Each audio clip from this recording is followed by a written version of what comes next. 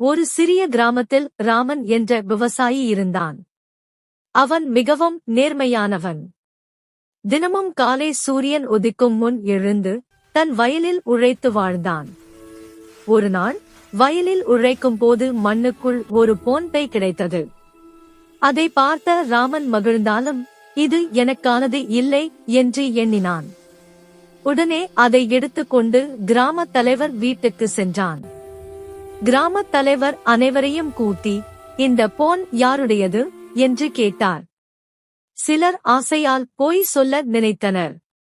ஆனால் உண்மையான உரிமையாளர் வயதான ஒரு பாட்டி முன் வந்து, என் மகன் வைத்துச் சென்றது இதுதான் என்று அழுதார். ராமன் அந்த பையை பாட்டியிடம் கொடுத்தான். பாட்டி மகிழ்ச்சியில் ஆசீர்வாதம் செய்தார்.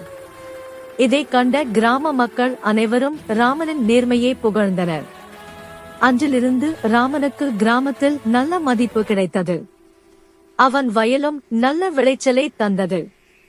நெறி, நேர்மை எப்போதும் நல்ல பலனை தரும்.